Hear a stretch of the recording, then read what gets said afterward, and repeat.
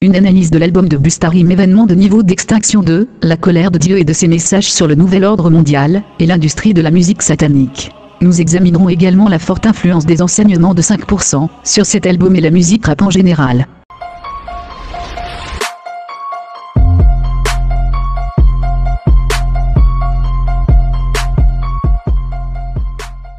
Salut les amis, bienvenue sur Tom Pedi. Si c'est la première fois que vous découvrez la chaîne, veuillez vous abonner et activer la cloche de notification pour ne plus jamais rater mes prochaines vidéos.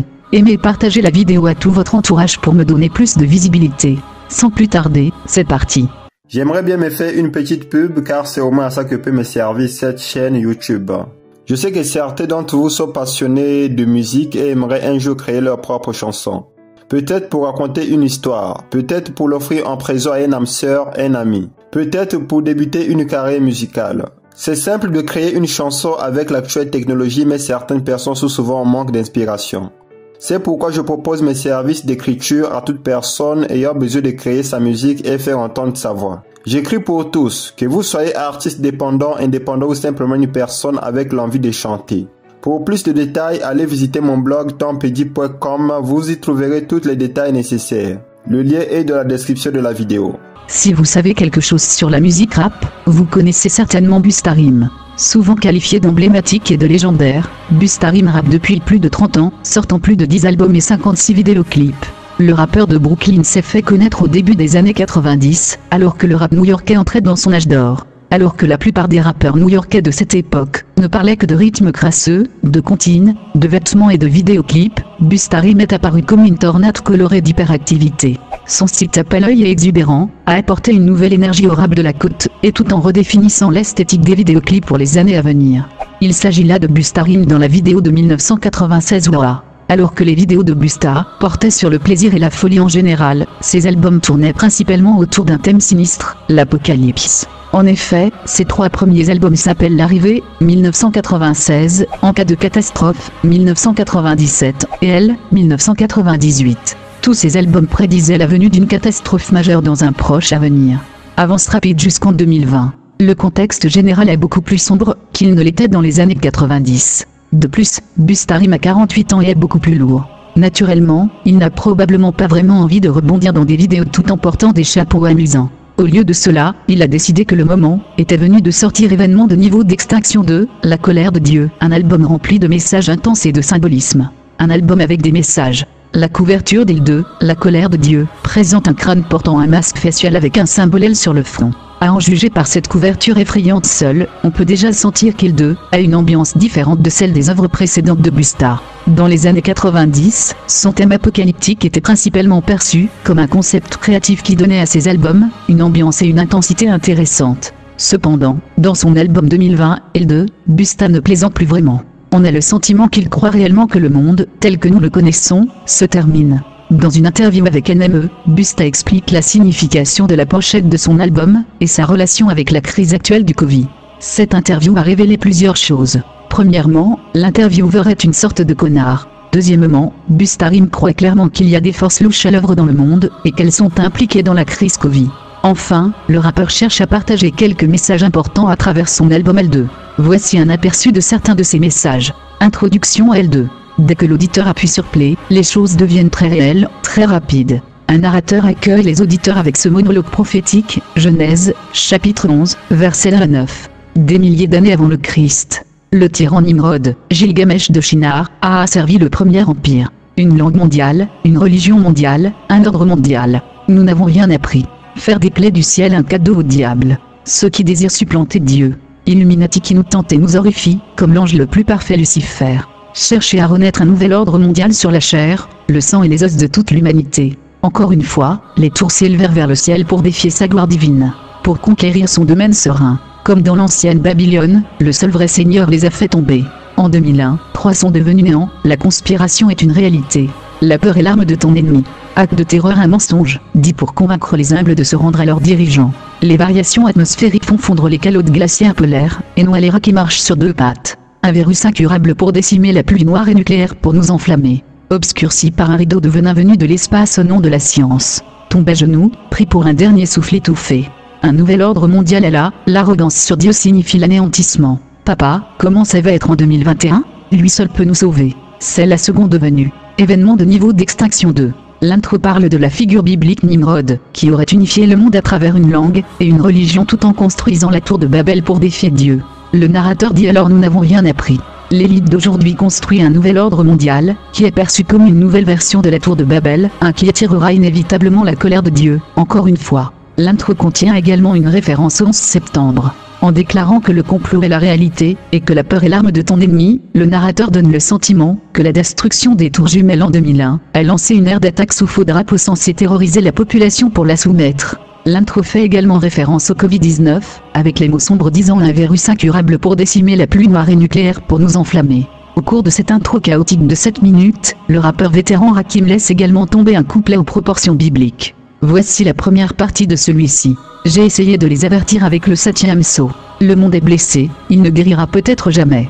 Même Mère Nature est malade, ça devient réel. Quand des millions sont tués, quand ce temps mortel se répand. Jusqu'à ce que Sodome et Gomorrhe soient sur le territoire américain. L'horreur, ça va toujours empirer.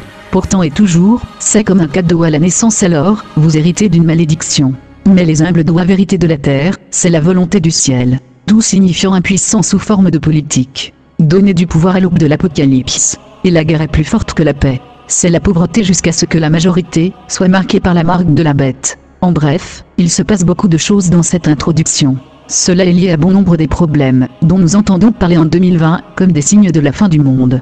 À un niveau plus profond, l'intro, et l'album en général, est imprégné de concepts et de symbolismes relatifs à la nation des 5%. Compte tenu du fait que Bustarim et Rakim sont des 5% de premier plan, le message de cette intro ne peut être pleinement compris qu'à travers l'objectif de la philosophie des 5%. Plus à ce sujet plus tard. Le reste des deux s'attaque à plusieurs problèmes, émeutes, brutalité policière, etc., tout en contenant une bonne dose de morceaux plus légers. Cependant, la dernière chanson de l'album n'est pas du tout légère. Satanique. La dernière chanson de l'album, dramatiquement intitulée Satanique, aborde l'imagerie ouvertement satanique, qui a envahi le rap ces dernières années. Busta avertit les artistes qu'en s'inclinant devant Satan dans leur musique, ils jouent avec un match qui peut devenir un enfer. Busta parle des visuels des artistes ressemblant à des rituels et des sacrifices. Ceci est facilement vérifiable. Depuis la création de ma chaîne, j'ai documenté les images occultes et sataniques trouvées dans les vidéos de rap avec de nombreuses captures d'écran et références. Busta dit qu'ils étaient subtils, mais maintenant ils affichent ça majeur. C'est vrai à 100%. Ironiquement, malgré les messages trouvés dans L2, Bustarim lui-même a fini par être accusé d'être satanique. Promo controversée. Le 7 octobre, Busta a publié une vidéo promotionnelle intitulée La prophétie sera réalisée. Réalisée par le vétéran de l'industrie Sam Leka, la vidéo se déroule dans une église où quelque chose d'impie se passe. Un prêtre catholique donne un sermon qui cite diverses parties de la Bible, y compris le psaume 37, le complot méchant contre les justes et leur grince des dents. Ensuite, le prêtre marque le front des enfants avec le logo L2. La marque de la bête. Le prêtre montre alors son vrai visage démoniaque. Les enfants courent avec des yeux brillants. Sont-ils possédés? Presque tous les commentaires sur YouTube accusent cette vidéo d'être satanique.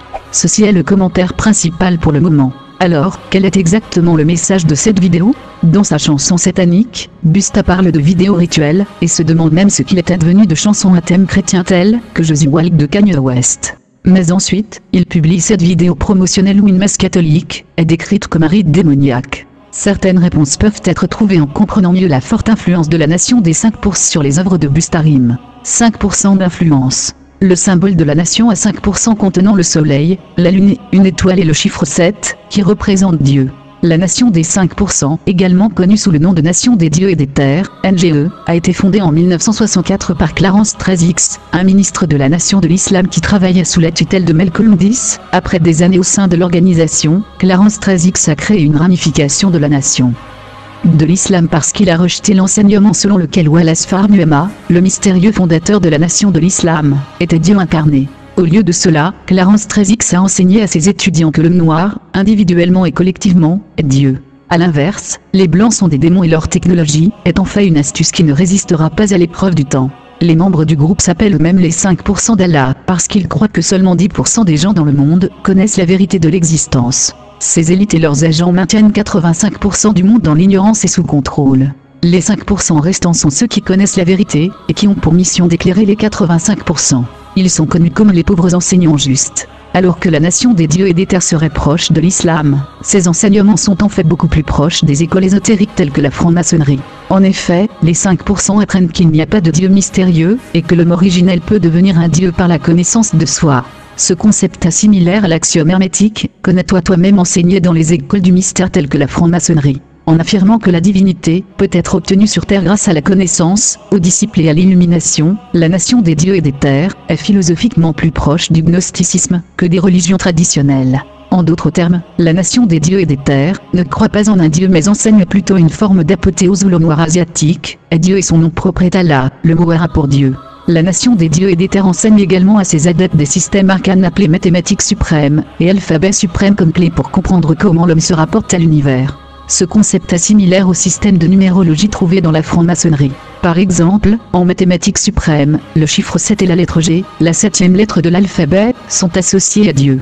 Alors que la franc-maçonnerie est une société secrète rigide, qui recrute les élites locales dans ses rangs, la nation des dieux et des terres est une organisation communautaire, qui attire les hommes et les détenus privés de leurs droits dans les zones urbaines. Probablement pour cette raison, une longue liste de rappeurs a rejoint les rangs de la nation des dieux et des terres, en particulier dans les années 1990. Des artistes tels que Rakim, Bustarim, Jay Electronica, tout le clan Wu-Tang, Erykah Badu, Jay-Z, Na et bien d'autres ont intégré les concepts et le symbolisme de la nation des dieux et des terres dans leurs paroles tout en influençant fortement l'argot en général. Des expressions telles que le mot est un lien, paix, chiffrement, abandonner la science, abandonner la connaissance et se nommer Dieu proviennent toutes du NGE, c'est-à-dire de la nation des dieux et des terres. Rakim, Jay-Z et RZ apportant le symbole du NGE. Bustarim est l'un des représentants les plus éminents de la NGE dans l'hip-hop. Et son dernier album L2 est fortement imprégné de sa philosophie. Busta se tient à côté d'une photo de Clarence Trezix dans sa récente vidéo Master Farm UMA. Le vers de Busta sur l'intro d'L2 est du pur NGE. Ça commence comme ça. Eh bien, c'est le Dieu, oui, pas d'illusion. Bénédiction pendant que je vous salue tous en l'absence de confusion. Avec la science pour susciter l'esprit avec des pensées de vie plus grandes. Cela devient plus profond que les secrets dans le symbolisme maçonnique. Et je comprends si vous pouvez le trouver extrêmement difficile à calculer. En tant que mec qui se réfère à lui-même comme Dieu, laissez-moi le démontrer. À travers ce couplet, on comprend le sous-titre de l'album, La colère de Dieu est en fait une référence à Busta lui-même. Plus de référence NGE se trouve plus loin dans le verset. Mais je suis accro à exposer la vérité, c'est une habitude. Depuis un jeune utilise un crayon pour écrire les mathématiques. Incorporez la science pendant que je vous donne les classiques. Alors que certains trouveront cela étrange, et recourront à des mesures drastiques. Avec clarté, rassurez-vous quand vous entendez cela. Certains m'identifient comme coucou théoricien du complot. Cela étant dit, nous pouvons maintenant mieux comprendre le raisonnement derrière la vidéo promotionnelle mettant en vedette un prêtre diabolique. Voici un extrait d'une fac NGE, qui explique comment la nation perçoit la religion organisée en général. Clarence Trezix a enseigné que 85% de la population est composée de personnes ignorantes, sans instruction et non civilisées, qui ont besoin d'être dirigées, principalement des pratiquants. On pense que ces 85% n'ont aucune connaissance de soi. 10% de la population ont une certaine connaissance de soi, c'est-à-dire la vraie vérité, mais ils utilisent cette connaissance pour exercer un contrôle sur les 85% au lieu de les libérer. La plupart des prédicateurs baptistes, y compris le révérend Jesse Jackson, seraient dans cette catégorie. Enfin, ils considéraient que les 5% étaient ceux qui possédaient une connaissance d'eux-mêmes, de leurs origines et de la manière dont le système mondial est réellement, et en plus, la manière dont le nouvel ordre mondial se produira. Leur travail mission est d'éduquer les 85% à ce qu'est vraiment cette connaissance cachée ou voilée. Cette fac explique pourquoi le prêtre catholique a été dépeint comme un personnage maléfique. Selon 5%, les prédicateurs des religions traditionnelles aident en fait l'élite à maintenir les 85% dans l'ignorance. En conclusion, analyser les œuvres d'artistes chevronnés tels que Bustarim est une tâche différente de l'analyse des pop stars ordinaires. Ces artistes ont généralement le plein contrôle créatif de leurs œuvres, et leurs messages sont souvent un amalgame des diverses influences de leur vie. L2 de Bustarim contient une multitude de messages sur la pandémie, le nouvel ordre mondial et le satanisme dans l'industrie de la musique. Cependant, pour bien comprendre la signification de l'album, il faut d'abord comprendre la philosophie NGE qui l'imprègne. Comme l'illustrent les commentaires YouTube sur la vidéo promotionnelle de Busta, la philosophie de NGE est plutôt controversée. Ces enseignements sur la nature de Dieu, le rôle de la religion et les origines des Blancs, sont voués à être reçus avec colère et scepticisme par beaucoup, y compris les Noirs religieux. En outre, certains pourraient soutenir que toutes ces divisions ne servent que la tactique préférée de l'élite, diviser pour vaincre. D'un autre côté, ceux qui étaient là à l'apogée des années 90 de la LNGE disent que l'organisation a enfin une influence positive sur les hommes noirs en créant une communauté axée sur la recherche de la vérité, et la droiture générale qui les a aidés à se détourner des gangs, de la drogue et du crime. Bref, je laisserai à Dieu la tâche de juger la LNGE et tout ce qui l'entoure. Et je ne suis pas Dieu. En attendant, nous devrions probablement tous mettre nos différences de côté, et nous concentrer sur un ennemi commun, une élite satanique qui crée un nouvel ordre mondial dystopique juste sous nos yeux. Voilà que cette vidéo touche à sa fin, j'attends vos réactions dans la section commentaires. On est ensemble, ciao.